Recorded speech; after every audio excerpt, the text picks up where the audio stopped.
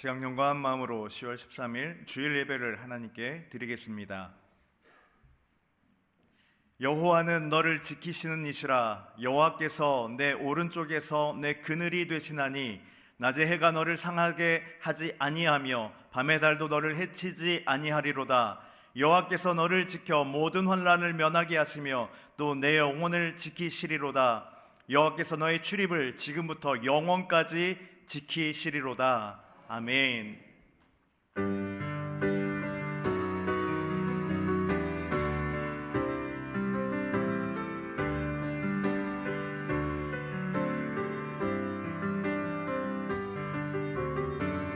지존하신 주님 이름 앞에 모든 무릎 꿇고 다 경배해. 거룩하신 주님 보좌 앞에 엎드려 절하세.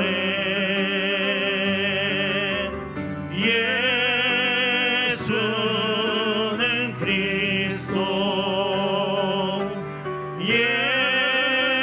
예수는 주, 하나님의 영으로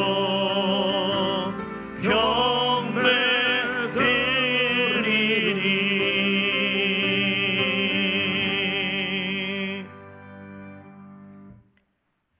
사랑과 은혜 풍성하신 하나님 아버지, 한 주간의 삶도 안보하여 주셔서 이 시간 예배를 드릴 수 있게 하심에 감사를 드립니다. 특별히 지난 금요일에는 좋은 날씨 허락하시고 서로 힘을 모아 사랑의 바자회를 잘 마치게 해 주셔서 감사합니다.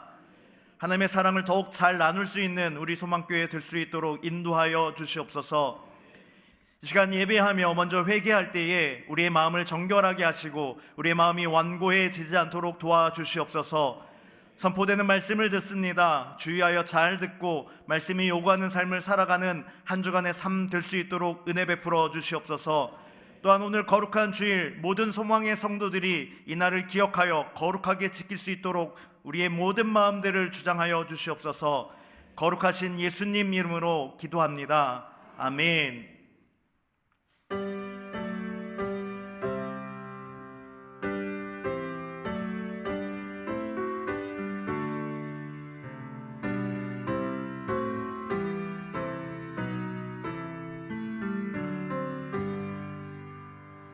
다 찬양하여라. 전들과 창조의 주께 내 혼아 주 찬양. 평강과 구원의 주님. 성도들아 주 앞에 이제 나와 즐겁게 찬양하여라. 다 찬양하여라. 놀라운 만유의 주께 보드란 날개 밑 늘 품어주시는 주님. 성도들아 주님의 뜻 안에서 내 소원 다 이루리라. 다 찬양하여라. 온몸과 마음을 바쳐. 이 세상 만물이 주 앞에 다 나와 찬양.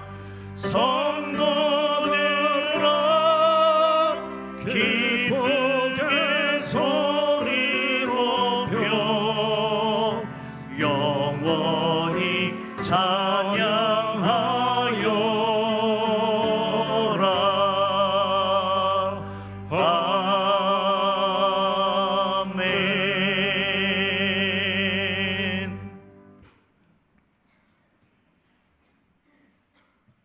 나는 전능하신 아버지 하나님 천지의 창조주를 믿습니다. 나는 그의 유일하신 아들 우리 주 예수 그리스도를 믿습니다. 그는 성령으로 잉태되어 동정녀 마리아에게서 나시고 본디오 빌라도에게 고난을 받아 십자가에 못 박혀 죽으시고 장사된 지 사흘 만에 죽은 자 가운데서 다시 살아나셨으며 하늘에 오르시어 전능하신 아버지 하나님 우편에 앉아 계시다가 거기로부터 살아있는 자와 죽은 자를 심판하러 오십니다. 나는 성령을 믿으며 거룩한 공교회와 성도의 교제와 죄를 용서받는 것과 몸의 부활과 영생을 믿습니다. 아멘.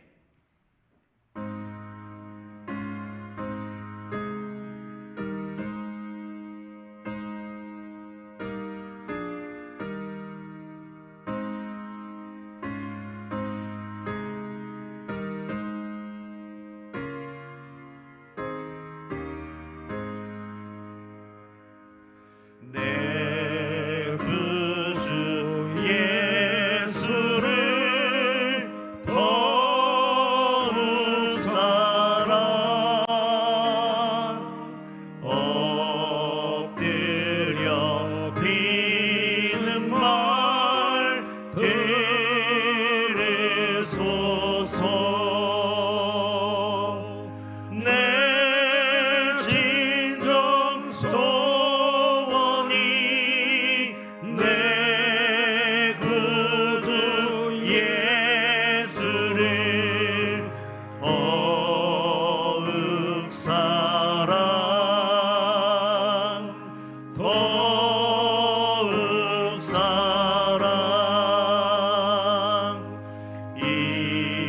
이전에 세상 나 기뻤어도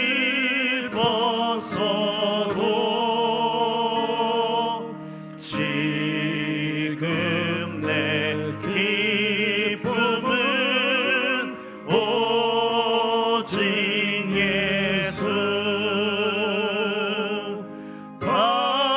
강한 내 피는 말 내 구주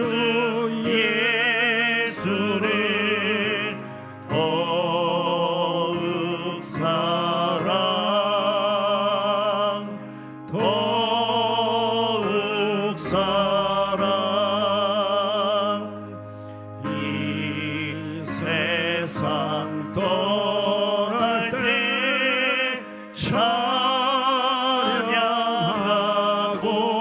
찬양하고 숨질 때 하는 말 이것일세. 다만 내 피는 말 내 구주 예수를 더욱 사랑 더욱 사랑.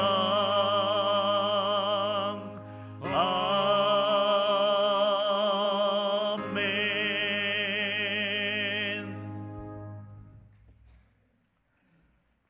세상 모든 만물로 하나님을 찬양토록 주의 날을 거룩하게 하사 구별하여 한 날을 정하시고 우리가 드리는 예배를 즐거이 받으시기를 원하시는 아버지께 지금 이 시간 이곳에 모여 말씀과 찬양과 기도와 감사의 물질로 경배드리오니 아버지의 영광과 영화로움이 가득한 은혜의 시간이 되도록 인재하여 주시옵소서.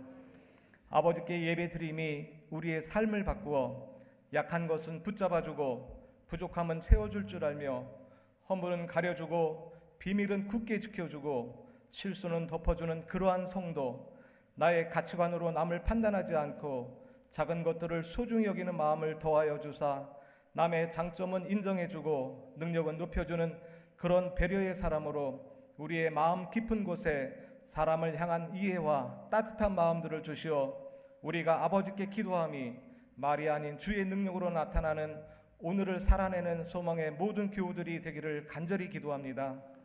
세상은 평화를 원하지만 전쟁과 난리의 소문은 끝이 없고 힘없고 연약한 자들의 고통과 끊이지 않는 신음소리, 질병과 배고픔으로 하루하루를 연명하는 이들을 불쌍히 여기사 예수님과 함께하는 삶을 살아가도록 저들에게도 예수님 만남의 복과 은혜를 베풀어 주시옵소서. 기후의 변화로 천지는 병들어가고 자연의 질서가 파괴되어 인류에게 많은 피해를 주고 있습니다. 각국의 지도자들이 머리를 맞대어 이러한 위기를 잘 극복하도록 지혜와 명철을 더하여 주시기를 기도합니다. 우리 민족이 하나님을 대항하지 않도록 사람들의 마음을 변화시켜 주시고 하나님의 인도와 지켜주심의 손길이 우리나라를 떠나지 않도록 우리의 기도를 들어주시고 나라의 정치가 걷잡을 수 없도록 양극화되어 분열을 야기하며 경제와 교육은 국민의 삶을 충족시키지 못하며 안보의식은 낮아질 대로 낮아져 세계의 눈들이 대한민국의 안보를 걱정하는 처지에 놓였습니다. 대통령을 비롯한 위정자들이 우리에게 산재되어 있는 문제들을 철저히 인지하여 모든 분야에서 빈틈과 어긋남이 없는 안정과 안보를 이뤄내도록 분별의 능력을 더하여 주시고 무엇보다도 세계 중심에서 선교를 비롯하여 각 분야에서 앞서가는 나의 조국 대한민국이 되기를 간절히 기도합니다. 결실의 계절에 이웃 초청의 날을 우리에게 허락하여 주셔서 하나님의 은혜 가운데 사랑의 바자회를 아무런 사고 없이 성황리에 마치게 하시니 감사드립니다. 이제 남은 3번의 이웃 초청의 날을 모든 성도들이 기도하며 영혼 구원에 온 힘을 다하게 하시고 천하보다 귀한 영혼들이 한 영혼이라도 더 구원받는 복된 자리가 되도록 인도하여 주시옵소서. 우리의 기도와 삶의 가치관이 성경을 믿고 전하는 데 초점을 맞추게 하시고 주시는 말씀을 귀 기울여 듣게 하시어 예배에 집중할 때에 우리의 아픈 몸 곳곳이 치료되고 회복되어지며 이웃과 형제 간에 서먹서먹하고 막혔던 모든 문제들이 해결되고 경제적으로 어려움에 처한 형편들이 나아지도록 도우시며 마음의 상처들이 녹아지는 예배이길 간절히 소망합니다. 예배를 드리는 시간만큼 믿음의 깊이가 더해지며 믿음의 연수가 길어지는 만큼 신실한 하나님의 사람으로 거듭나는 삶을 살아가는 소망의 모든 성도가 되기를 바라며 항상 우리를 위해 중보하시는 예수님의 이름으로 기도드립니다. 아멘. 아멘.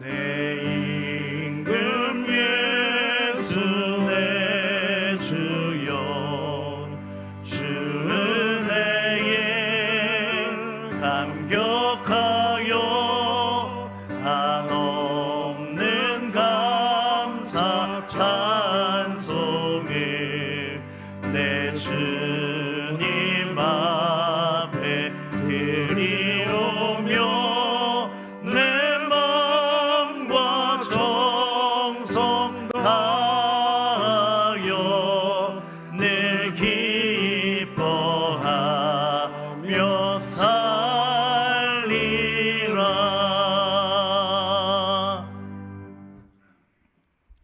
사랑과 은혜가 풍성하신 하나님, 우리에게 많은 것들을 허락하심에 감사를 드립니다.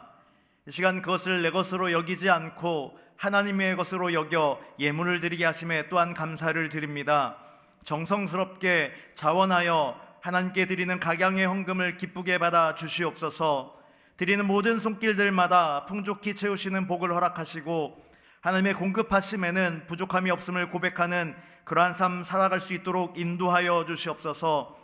또한 드려진 헌금이 쓰이는 모든 곳에 하나님 나라가 확장되며 하나님의 영광이 드러나게 하여 주시고 이를 위하여 관리하는 모든 자들, 쓰는 모든 자들이 지혜롭게 하여 주시옵소서. 언제나 우리가 청지기임을 잊지 않게 하시고 하나님의 뜻과 하나님의 영광을 생각하며 살아가는 우리 모두의 삶이 되도록 인도하여 주시옵소서. 우리의 모든 것 되시는 예수 그리스도의 이름으로 기도합니다. 아멘.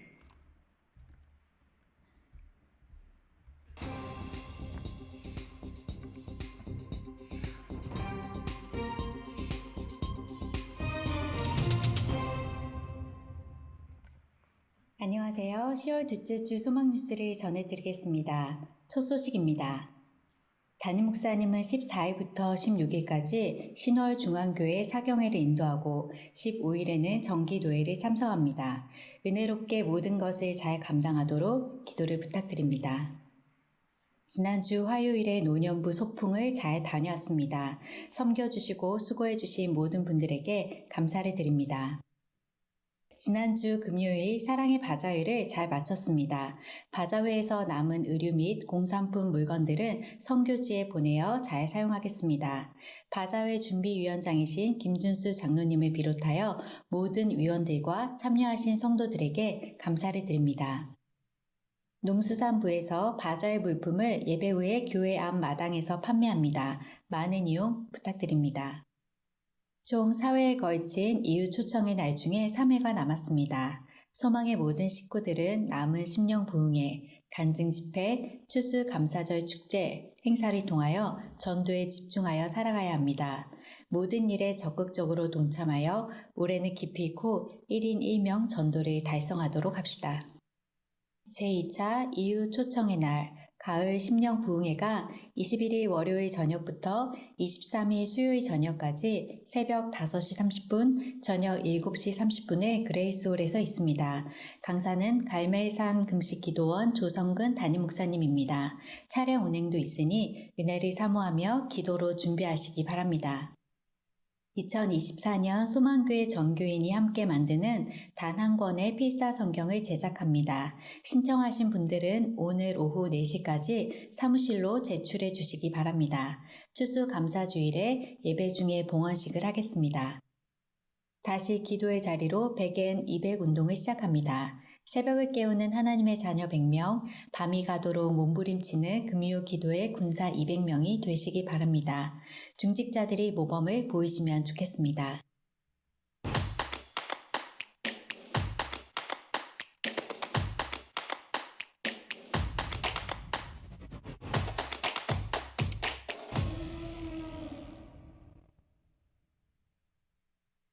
(2024년) 표어는 사도행전의 역사를 이어가자입니다. 4대 실천 목표를 따라 삶으로 표어를 이룰 수 있도록 합시다. 인도자 교육이 매주 화요일 저녁 9시에 줌으로 있습니다. 많이 참여하여 은혜 받은 것을 나누시기 바라고 구역원들은 모이는 데 힘을 쓰시기 바랍니다.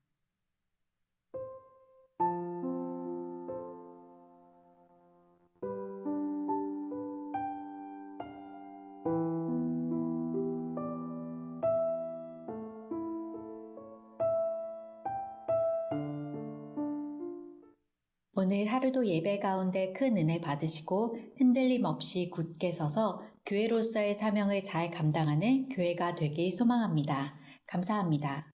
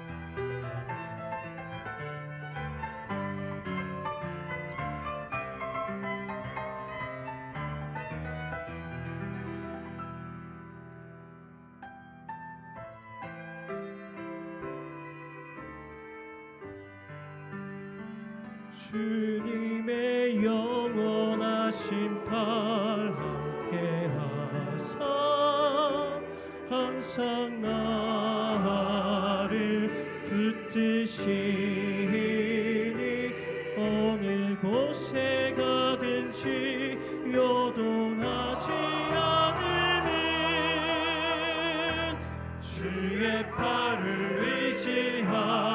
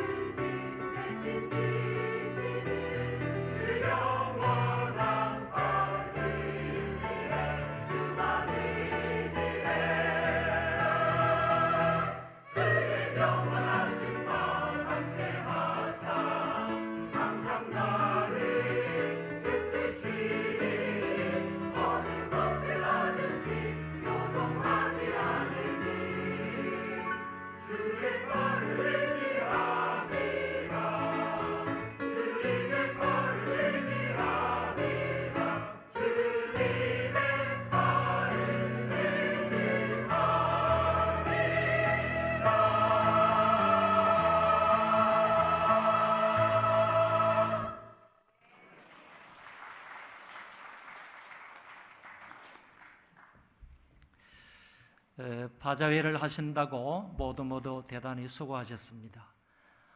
이번 바자회 때는 많은 사람들이 기정품을 많이 해주셨고 또 봉사하시는 분들도 많았고 따라서 수입도 더 많아졌습니다. 그래서 더 많은 어려운 이웃들을 도울 수 있게 되었습니다.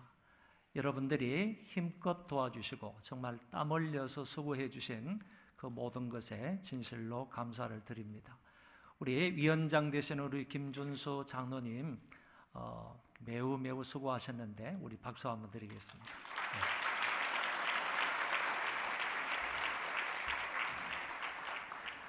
그리고 음식부에서도 대단히 수고를 하셨고요. 그리고 의류부에서도 이제 고생을 많이 하셨고 그 외에 각 부서에서도 예년에 비해서 더 많은 수고가 있었습니다. 감사를 드리고요. 어려운 이웃들 또는 선교지에 마음껏 이렇게 선교하고 도울 수 있도록 그렇게 하도록 하겠습니다.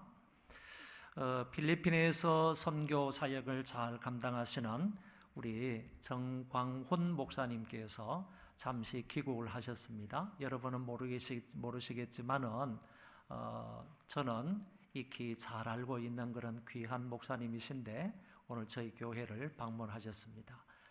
제일껏 순서인 축도를 해주시겠는데 정광훈 목사님 사모님과 함께 오셨습니다. 큰 박수로 환영하겠습니다.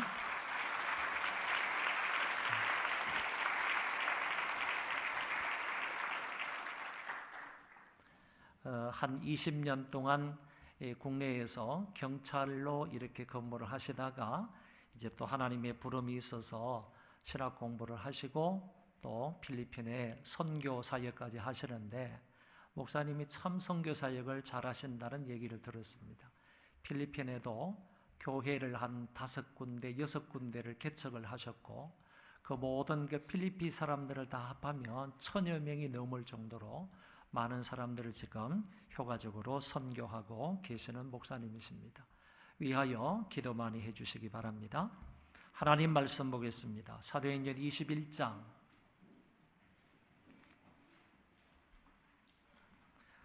사도행전 21장 17절부터 40절인데 제가 중간에만 읽어드리겠습니다. 27절부터 36절까지만 봉독하겠습니다. 그 이래가 그의 참에 아시아로부터 온 유대인들이 성전에서 바울을 보고 모든 무리를 충동하여 그를 붙들고 외치되 이스라엘 사람들아 도우라. 이 사람은 각처에서 우리 백성과 율법과 이곳을 비방하여 모든 사람을 가르치는 그자인데 또 헬라인을 데리고 성전에 들어가서 이 거룩한 곳을 더럽혔다 하니 이는 그들이 전에 에베소 사람 드로비모가 바울과 함께 시내에 있음을 보고 바울이 그를 성전에 데리고 들어간 줄로 생각함이르라. 온 성이 소동하여 백성이 달려와 모여 바울을 잡아 성전 밖으로 끌고 나가니 문들이 곧 닫히더라. 그들이 그를 죽이려 할 때에 온 예루살렘이 요란하다는 소문이 군대의 천부장에게 들리매 그가 급히 군인들과 백부장들을 거느리고 달려 내려가니 그들이 천부장과 군인들을 보고 바울치기를 거치는지라.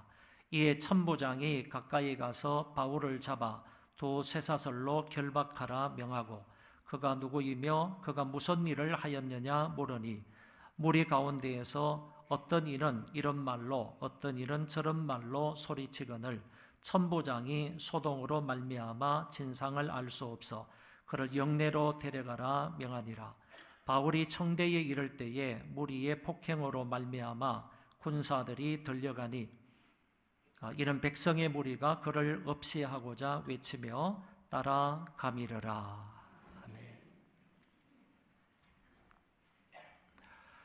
사도 바울은 긴 여행 끝에 마침내 목적지에 도착을 했습니다. 예루살렘 교회의 성도들이 바울 일행을 따뜻하게 영접해 주었습니다. 그 이튿날부터 바울은 자기의 계획대로 일을 해 나갑니다. 오늘 본문에서 말씀을 보면 예루살렘에서 바울이 제자들에게 선교 보고를 하는 장면이 나오고 이어서 유대인들의 정결 의식에 참여하는 것과 아울러 체포되는 것을 말씀하고 있습니다. 그래서 오늘 본문 말씀을 근거로 해서 세 가지로 나누어서 여러분에게 설교를 하려고 합니다. 첫째, 바울이 예루살렘 교회 앞에서 선교 보고를 하는 장면입니다. 예루살렘에 도착한 바울은 형제들의 환영을 받았고 그 다음 날 장로님들을 만나게 되었습니다. 예루살렘 교회의 지도자인 야고보를 비롯하여 여러 장로님들을 만나게 되었습니다. 바울이 그들에게 안부를 묻고 그동안 있었던 사역 보고를 하게 된 것입니다. 그 사역 보고는 본문에 나와 있는 내용은 아주 간단하지만 사실상 매우 길었던 것으로 생각할 수 있습니다. 19절에 하나님이 자기의 사역으로 말미암아 이방 가운데서 하신 일을 낱낱이 말하니 그랬습니다. 하나님이 이방인 가운데에서 어떤 일을 하셨는지 그 일에 관하여서 선교 보고를 했던 것입니다. 5년 동안 있었던 3차 전도 여행의 내용들을 대략적으로만 이야기하더라도 오랜 시간이 걸릴 것인데 바울은 이것을 요약해서 하나님의 큰 일에 대해서만 그들에게 보고를 했던 것입니다. 이방인에게 행하신 하나님의 그 큰 일에 대해서 듣는 사람들은 모두 다 하나님 앞에 감사하고 찬양하게 되었습니다. 그들 사이에는 어떤 경쟁도 없었고 어떤 비판적인 내용도 없었고 오로지 하나님 앞에 감사하며 찬양하는 일만 했던 것입니다. 여기에서 중요한 것은 매사에 그랬지만 바울은 선교 보고를 하면서 자기 자랑을 하지 않았다는 것입니다. 자기의 능력을 자랑하거나 자기의 지혜를 자랑하거나 아니면 전도의 열매를 자랑하거나 아니면 자기의 선교지를 자랑했던 것이 아니고 오직 그 가운데서 행하신 하나님의 일에 대해서만 자랑을 했던 것입니다. 선교사를 비롯한 모든 교회의 일꾼들이 취해야 할 마음 자세라고 보여집니다. 아무리 큰 일을 했다 할지라도 또는 아무리 희한한 능력을 행하였다 할지라도 아무리 큰 업적을 쌓았다 할지라도 이것이 자기에게서 나온 양 자기 자랑이 있어서는 아니 된다는 말씀입니다. 모든 것은 하나님 여호와께서 하셨습니다. 단지 나를 통하여 하셨을 뿐이며 나는 그분의 도구로 쓰임을 받았을 뿐입니다. 그러므로 당연히 선교 보고 후에는 하나님께 감사를 돌리고 하나님께 영광을 돌리는 것이 마땅합니다. 두 번째, 조금은 엉뚱하지만 바울이 정결의식에 참여한다는 사실입니다. 바울이 그처럼 예루살렘을 방문하고자 했던 목적 중에 하나는 이방인 교회들의 구제 헌금을 전달하는 일이었습니다.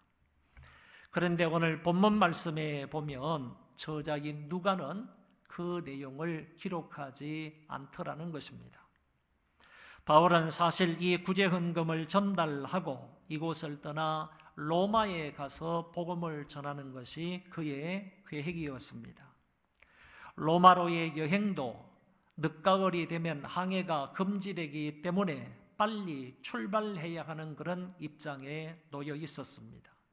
그런데 누가는 이 시점에 이처럼 중요한 구제금 전달식을 기록하지 않고 이렇게 그것을 빼놓고 있더라는 것입니다.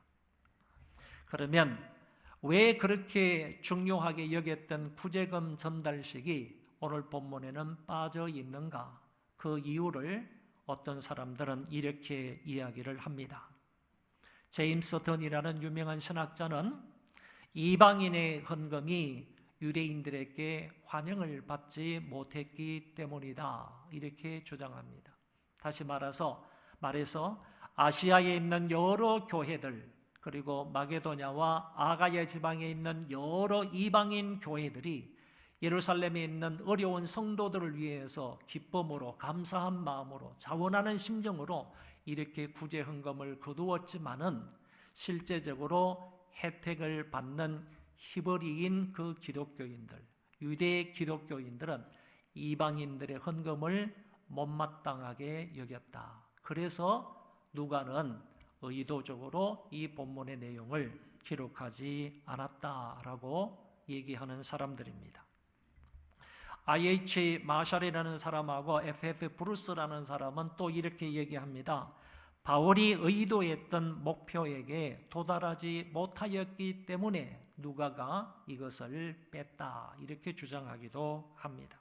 그러나 이와 같은 이유 때문이라고 보기는 어렵고 단순히 그 당시 예루살렘 교회의 문제가, 이슈가 되는 문제가 구제 헌금이 아니었고 또 다른 문제가 이슈가 되었기 때문에 누가는 이 사실을 뺐다, 이렇게 보는 것이 더 합당하다고 보여집니다. 아무튼 헌금은 얼마가 되었든지 간에 그 헌금은 공개적으로 집사님들의 손에 맡겨져서 이것이 필요한 사람들에게 골고루 나누어졌을 것이다 라고 생각할 수 있습니다. 이제 초대교회의 유력한 지도자였던 야고보가 나서서 이렇게 얘기합니다. 열심 있는 유대인들의 문제에 관해서 다음과 같이 말씀하고 있습니다. 바울더러 이르되, 야고보가 바울에게 말하는 것입니다. 바울더러 이르되, 형제여, 그대도 보는 바에 유대인 중에 믿는 자 수만 명이 있으니 다 율법의 열성을 가진 자라. 여러분, 유대인 가운데 믿는 자가 어느 정도 생겼는가 하면은 수만 명이다, 이렇게 되어 있습니다. 헬라 원문 성경에는 포사이 무리아데스라고 그래가지고 얼마나 많은 수만 명인가 이렇게 되어 있습니다. 그러니까 여기에 나와 있는 수만 명의 극치와 얼마나 많은 수만 명의 극치는 상당한 차이가 있다 하는 점을 우리가 알게 됩니다. 그냥 수만 명이라 할 때 그 극치는 99,999명이다 이렇게 말할 수 있지만은 그 수만 명이 얼마나 많은가, 포사이라는 말이 붙으면 이거는 그냥 몇 배가 되는 것입니다. 몇십 배가 되는 것입니다. 어쩌면 999,999명을 의미한다, 이렇게도 해석할 수 있는 말이 된다는 것입니다. 그러니까 이 야고보가 바울 앞에서 지금 이 유대인들이 오순절을 지키기 위하여 모여 있는 이 유대인들을 가리켜 하는 말이 이 유대인 가운데에서 예수 그리스도를 믿는 사람이 이처럼 많다 하는 점을 얘기해 주고 있는 것입니다. 여러분 놀랍지 않습니까? 사도행전 1장 2장에서는 믿는 사람들이 고작 120명이었습니다. 그런데 오늘 사도행전 21장에 와서는 믿는 사람들이 적어도 수만 명에 이르게 되었다는 것입니다. 사도행전 1장 2장에서 사도행전 21장까지 오는데 걸린 시간은 30년입니다. 30년 만에 초대교회 예루살렘 교회는 120명에서 수만 명으로 믿는 신자가 불어나게 되었다는 얘기입니다. 야고보가 여기까지만 했더라면 바울도 듣기에 좋았을 것이고 주위에 있는 사람들에게도 정말 좋은 소식이 되었을 것인데 그 다음에 한마디를 덧붙였다는 겁니다. 그게 뭐냐? 있으니 다 율법의 열성을 가진 자라 하는 말을 덧붙이고 있습니다. 야고보의 의도는 지금 여기 수없이 많은 유대인들이 모여 있는데 이 사람들이 바울 네가 아시아를 다니면서 마게도냐, 아가야 지방을 다니면서 유럽 전 지역을 다니면서 이 사람들 입장에서 볼 때 네가 유대인들을 하나님의 백성들을 비방했다는 그런 소문이 나돌고 그리고 율법을 무시한다는 그런 소문도 있고 그리고 사람들에게 할례를 행할 필요가 없다 이런 얘기도 나돌고 더더구나 성전을 모독했다 이런 얘기들이 나도는 것을 이 야고보가 인지를 한 겁니다. 이거를 생각하고 있는 거예요. 생각하면서 여기 모여 있는 사람들이 비록 믿는 사람들이기는 하지만은 너에 대해서 소문을 들어서 율법에 대해서 다 열심히 있는 사람들인데 이 사람이 너에 대해서 이렇게 지금 말하고 있는 사람들이 열성 있는 사람들이 많이 있다 하는 점을 야고보가 바울에게 얘기를 해주면서 이런 사람들이 이렇게 많이 있는데 여기에 대한 대안이 뭐냐 이거지. 어떻게 이런 사람들에 대해서 대처를 할 수 있겠는가 하는 점을 야고보가 바울에게 얘기하고자 이런 말을 덧붙이고 있다는 것입니다. 이 유대인들은 네가 이방에 있는 유대인들에게 모세를 배반하고 아이들에게 할례를 행하지 말라고 했고 그 다음에 유대 관습을 지키지 말라 이렇게 가르치고 있다는 소문이 있다. 그런 얘기를 듣고 온 그런 사람들이 많이 있다는 점을 얘기하고 있습니다. 이 문제에 대해서 장로들이 대안을 하나 제시를 하는 겁니다.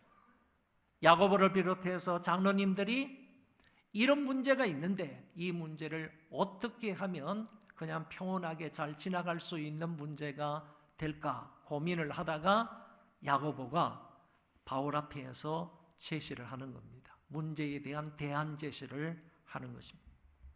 자기들에게 지금 서원한 사람이 네 사람이 있다는 거예요. 이 사람이 나시린으로서 서원을 했는데 그 서원을 잘 지키지 못하여 부정한 사람이 되었다는 거예요. 그래서 이 네 명의 부정한 사람이 있는데 이 사람들이 지금 결례의식에 참여하고 있다. 그러니까 일주일 동안 결례의식을 하고 일주일이 지나고 그 다음 날에는 머리를 깎고 그 다음에 자기들이 가지고 온 모든 예물을 8일째 다 드려야 되는 거예요. 이런 결례의식이 남아있는데 이런 결례의식이 필요한 사람이 지금 4명이 있는데 이 사람들이 결례의식을 진행하다가 지금 끝판에 와 있으니까 바울도로 하는 말이 너도 이 결례의식에 참여를 해라 라고 얘기를 하는 거예요. 아울러서 결례의식을 하게 되면 양을 잡아가지고 제물로 드려야 되고 뿐만 아니라 소제물과 번제물을 드려야 되는데 그 모든 비용을 바울 네가 담당을 해라 이렇게 얘기를 하는 거예요. 그래서 장로님들이 이런 제안을 했을 때 이것이 바로 문제 해결의 대안이다 라는 생각을 가졌을 때 바울은 이것을 그대로 받아들이는 거예요. 그럼 좋다. 내가 결례의식에 동참하겠다. 그리고 그 4명과 함께 결례의식에 동참을 하고 그리고 그 4명이 들어가는 모든 결례의식의 비용을 내가 다 담당하겠다. 이렇게 결의를 하고 그 일에 감당하게 된 것입니다. 바울은 그들의 제안에 동의하고는 다음 날 4명의 그 나시린을 따라서 함께 결례의식을 행하게 되었고, 그리고 마지막 날에는 그 모든 비용을 다 감당하려고 계획을 했던 것입니다. 어떤 사람은 바울의 이 같은 행동을 너무 율법적인 유대인들에게 타협한 것 아닌가 이렇게도 생각을 하는데, 타협한 것이라기보다는 바울이 이런 생각과 이런 믿음과 이런 마음에서 여기에 동조하기로 결의를 했다고 보여집니다.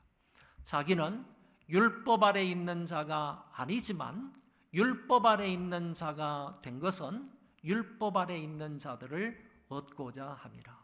이 생각에서 바울은 율법 아래 있는 자가 아님에도 불구하고 이와 같은 율법을 지키고자 했다라고 볼 수가 있습니다.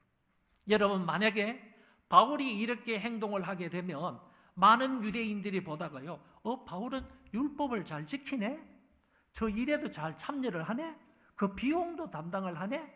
이런 것을 보게 될 때, 자기들의 눈으로 직접 보게 될 때 다른 사람들이 이런저런 소문에 휘둘리질 않잖아요. 그래 소문이 가짜네, 소문이 틀렸네, 이렇게 말할 수가 있게 된다는 얘기죠.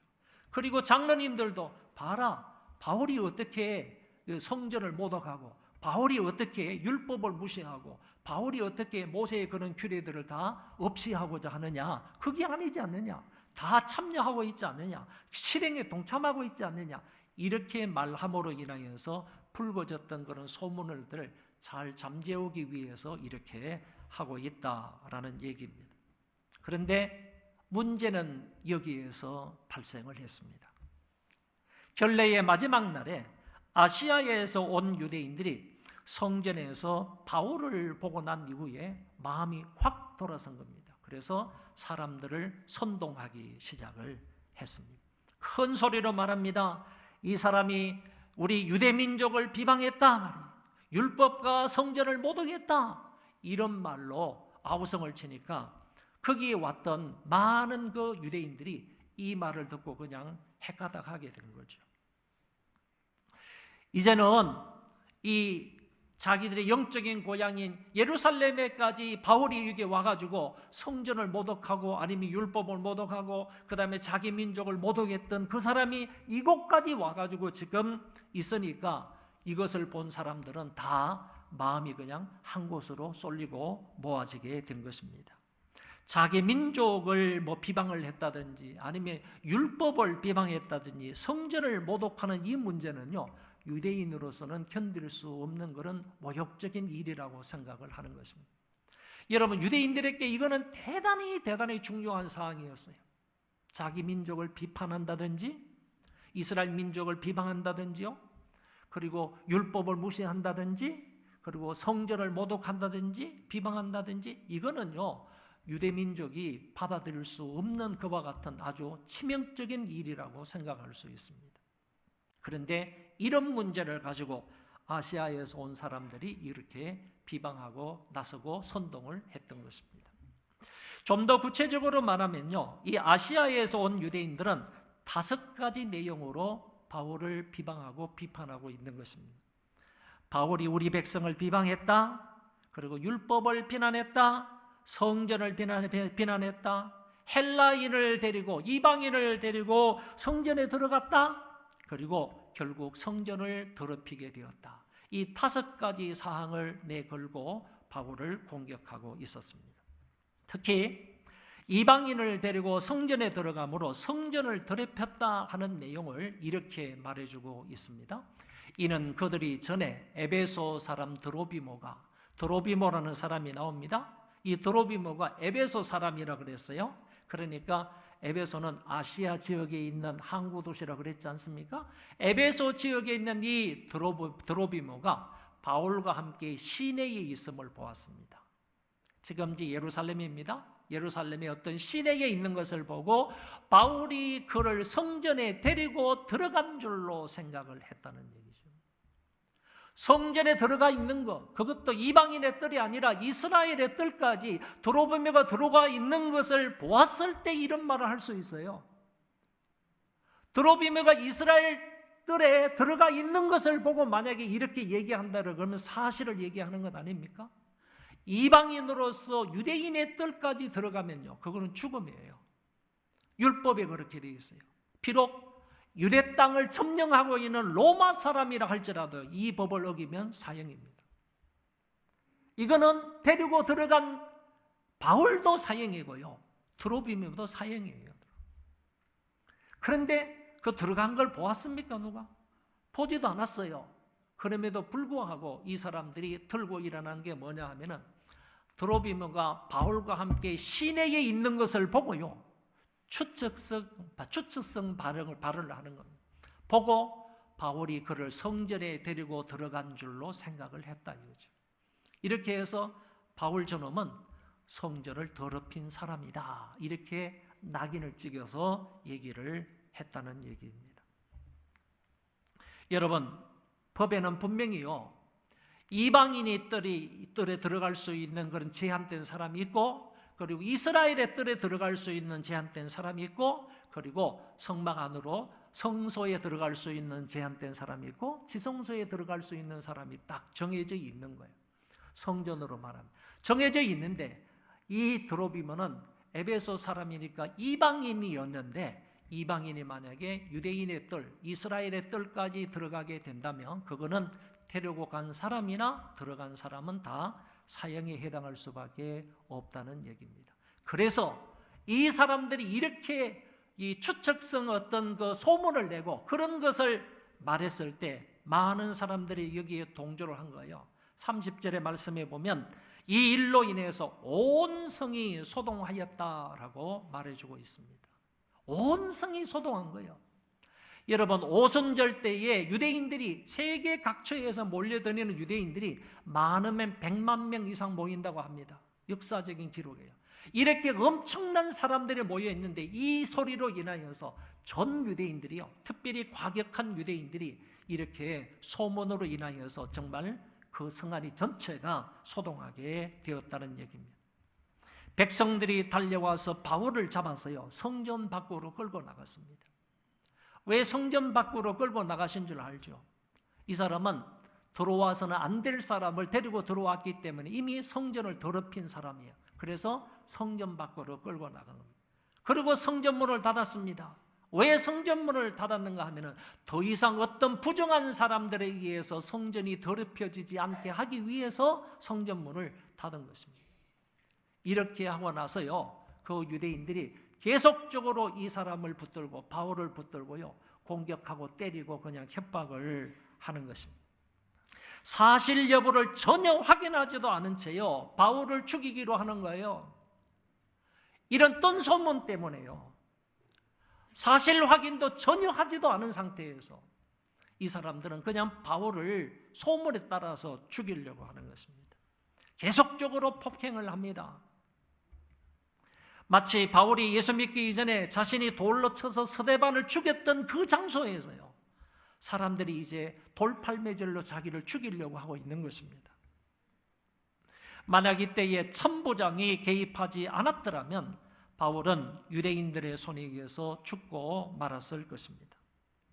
온 예루살렘이 소란하다는 그런 소문을 들은 군대의 천부장은 급히 자기 부하들을 이끌고 이곳으로 달려왔습니다. 이때 군인들은요, 어디에 머물고 있고 어떤 역할을 하는 군인들인가 하면, 대헤롯이 예루살렘 성전을 건축할 때 이 북서쪽에 요새를 하나 만들어 나왔어요.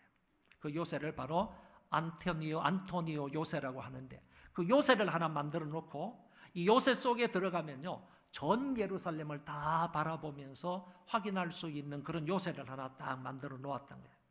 헤롯 대왕이 이 성전을 지으면서 안토니오 요새를 거기에 주둔하는 군인들인데, 여기에 주둔하는 군인들은요, 두 가지 일을 하는 거예요. 만약에 폭동이나 소란이 일어나게 되면 빨리 파견을 해가지고 그 소란을 잠재우는, 그 폭동을 진압하는 그런 역할을 하는 사람들이고, 그 다음에 두 번째는 로마에서 아주 귀한 손님들, 그 높은 사람들이 오게 되면요, 그 사람들을 안전 보장하기 위해서 호위를 하는 거예요. 그 사람들을 경호하는 역할을 이 부대가 하고 있습니다. 지금 예루살렘에 온 성에 소란이 일어났다고 하니까 당연히 천부장은 그 얘기를 듣고 군대를 급파할 수밖에 없었던 거죠. 그 군대를 급파해가지고 도대체 이 사람이 누구냐? 바울을 잡아놓고요. 이 사람이 누구냐? 그리고 무슨 일을 했느냐? 주위에 있는 사람들 얘기를 들어보니까 이 사람은 이 일 했다 그러고 저 사람은 저 일 했다 그러고 뭐 이러니까 중구난방식으로 얘기를 하니까 이 사람이 행한 일이 뭔지, 왜 이렇게 소란을 피우는지 이거를 전혀 알지 못하게 된 것입니다. 그때 재미있는 일이 하나 벌어집니다. 이 사람이 이렇게 얘기를 하는 거예요. 도저히 이 사람이 누구이고 그리고 이 사람이 무슨 일을 했는지 천부장이 잘 알지 못하니까 그 사람에게 이제 그런 얘기를 해요. 바울이 얘기를 하니까 청계에 올라가다가 바울이 내가 이 사람들에게 말할 수 있는 기회를 달라라는 말을 하니까 이 바울이 말을 천부장에 했으니까 헬라 말을 했단 말이죠. 헬라 말. 이제 그 천부장은 로마의 군인이니까 헬라 말을 썼겠죠. 헬라 말을 하니까 네가 헬라 말을 아느냐? 이렇게 묻는 거예요. 바울 보고요. 보통 이 당시 사람들은 히브리인들은 아람어를 썼거든요. 히브리어가 바로 아람어였어요. 그 아람어를 썼단 말이에요.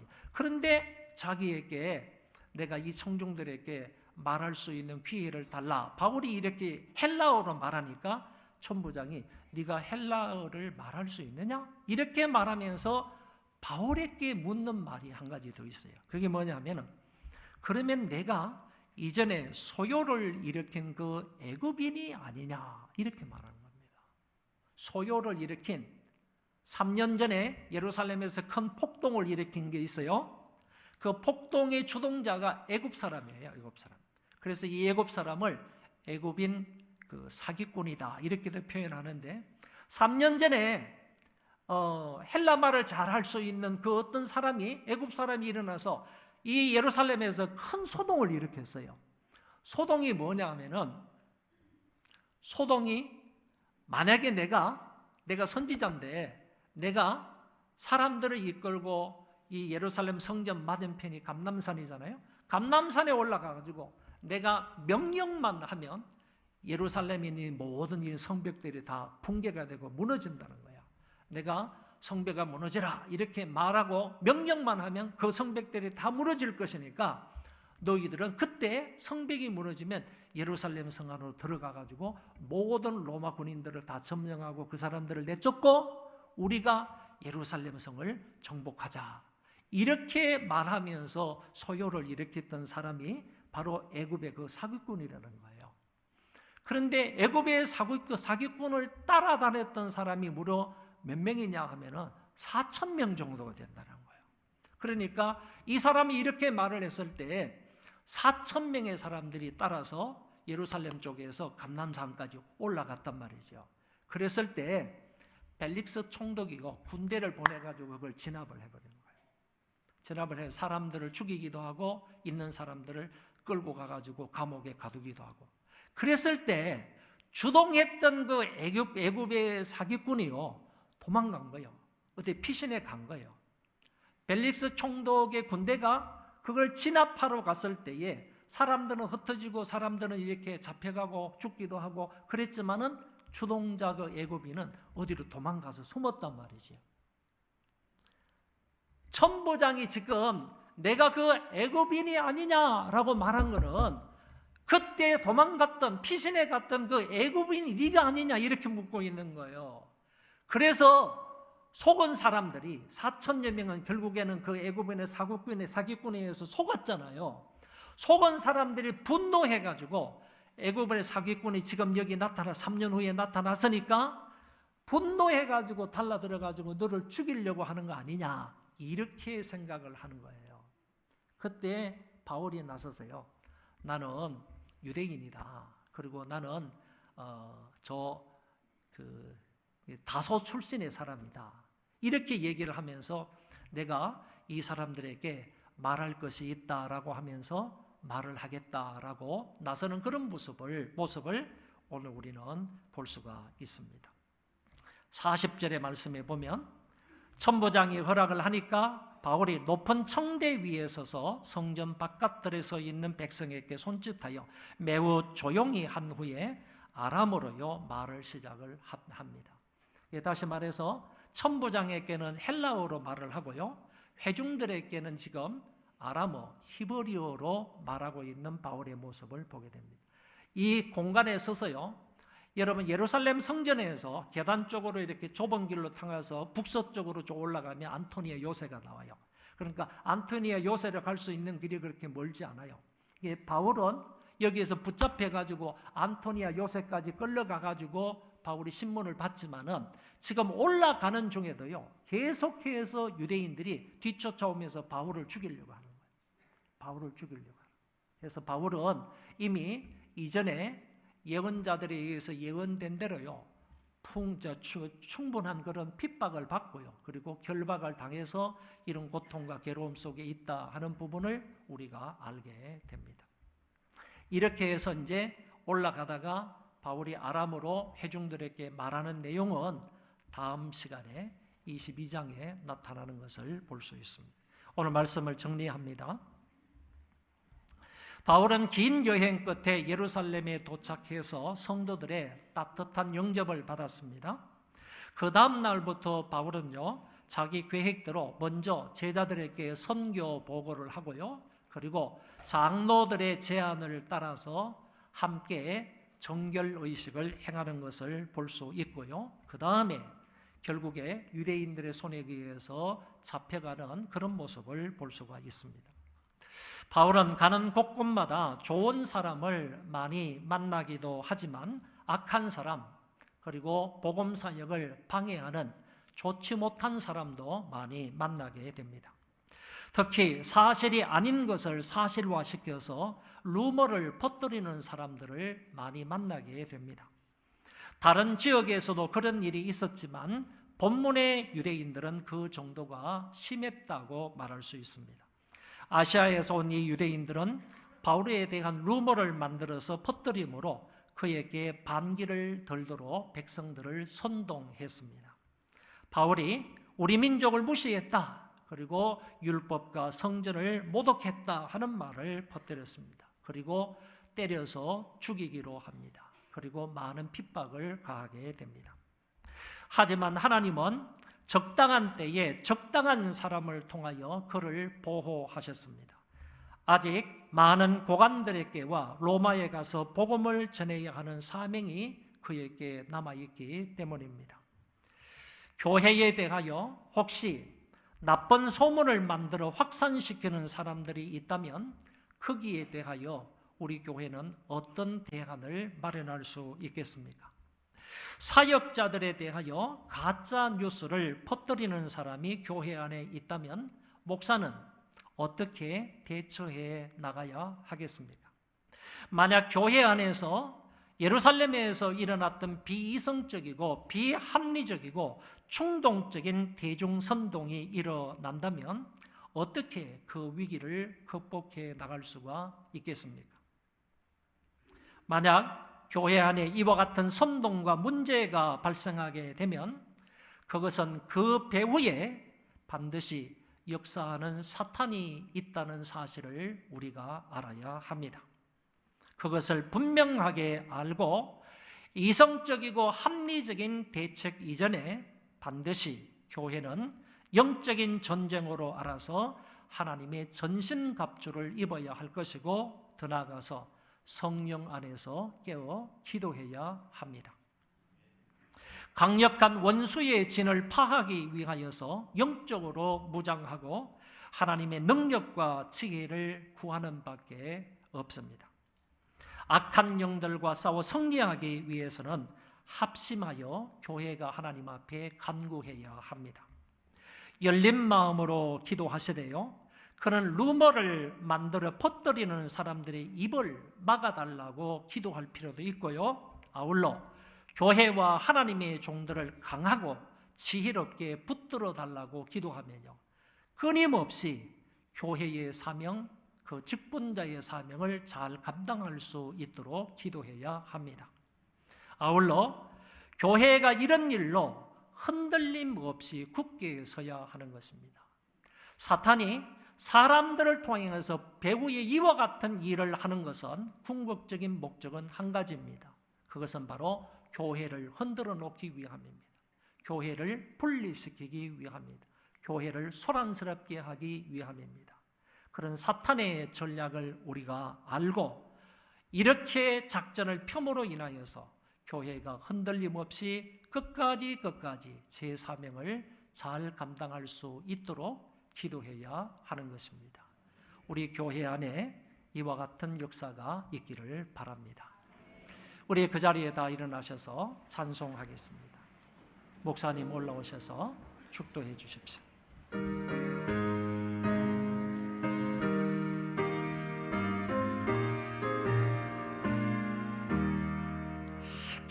기도하는 이 시간 좁게 무릎 꿇고 우리 구세 주 앞에 나아가네. 믿음으로 나가며 주가 보살피사 크신 은혜를 주네. 거기 기쁨 있네. 기도 시간에 복을 주시네. 고난 내 마음 속에 기쁨 충만하네. 기도하는 이 시간 주를 의지하고 크신 은혜 구하며 높아노리라. 의지하는 마음에 근심 사라지고 크신 은혜를 주네. 거기 기쁨 있네. 기도 시간에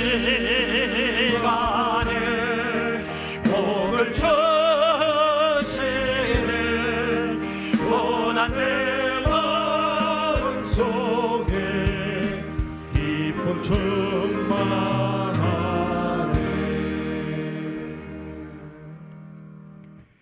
지금은 우리 주 예수 그리스도의 은혜와 하나님 아버지의 극진하신 사랑과 성령님의 내재 보호 인도하심이 복음을 전하는 일에 믿음의 생활을 하는 데에 여러 가지 어렵고 힘든 일이 있을지라도 말씀과 기도로 끝까지 사명을 잘 감당하기를 소망하는 소망교회 성도님들 위해 교회 위에 지금으로부터 영원토록 함께 계실지어다.